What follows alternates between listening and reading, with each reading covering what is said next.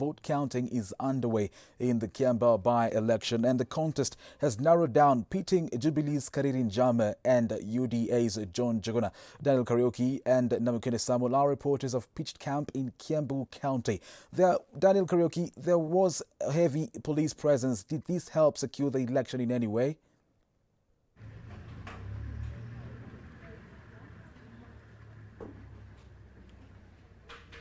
That's right, Lincoln. Indeed, there was extreme police presence, especially here where the tallying process that has just kicked off. You know what I'd say, in at least 30 minutes ago, the process has kicked off indeed. But there is still very heavy presence of police officers. We've seen trucks and trucks of police and law enforcers coming in to ensure that this process goes on smoothly and the winner is announced soon. I'm not alone, of course, Lincoln. I'm with Namukana Samuel, who has been covering this story together with me. I've been in Muguga, he's been in Kiambaa. We've met to give you a detailed report on what has been happening here in Kiambu County. And I'll bring him immediately. Namukana, thank you so much for creating time. I mean, you've been covering this as well, but I also remember you covered one in Juja. I mean, what was the difference and what stood out in this particular election? Thank you so much, Daniel Kariuki. By the way, this is the first time I'm doubling up not as a reporter but as a political analyst. Now, back to your question, Daniel Kariuki.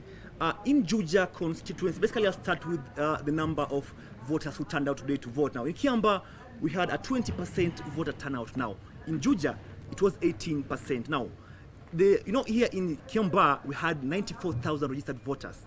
Now, if you say 20% of 94,000 voters is around 19,000, in Kiambaa it was 17,000. Now, this is, in Juja it was 17,000. This is like 2,000 more, actually the number of registered voters. It's a bit, of course, Kiambaa is 2,000 more than that, that in Juja, of course. Now, today also something else happened. I noticed something here in Kiambaa.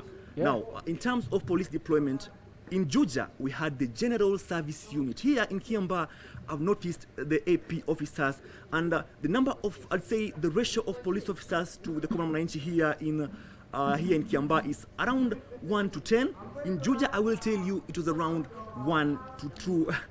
That is 1 police officer to 2 common mwananchi, just certifying that we had more police officers in Juja compared to what we have seen today here in Kiambaa. And maybe allow me to ask you this question, still on matter of security. Do you think that heavy deployment of law enforcers has attributed to the smooth process that we've seen here? Of course, we've had the United Democratic Alliance Party complaining that the heavy deployment of police officers has barred their voters from coming to vote. It was more of a form of intimidation. It is from them. I've just seen a report that has come in.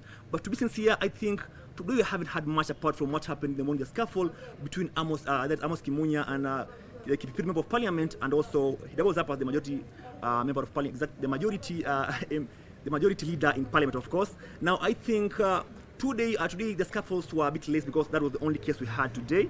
But nothing, I think from the IBC, they've said everything has gone on smoothly. And allow me to bring this to book, Namukana. There was always this aspect of having super agents, and we'd normally see a number of legislatures flocking from different sides, either UDA, either Jubilee coming here to support. But however, remember the returning officer yesterday said that there wouldn't be super agents. Do you think that particular move has resulted? Because, I mean, we are here together, we've seen only a handful of legislators. Do you think that has attributed to the smooth process? Now, let me take you back to Matungu, to Bonchari, and in Juja, also in Nakuru.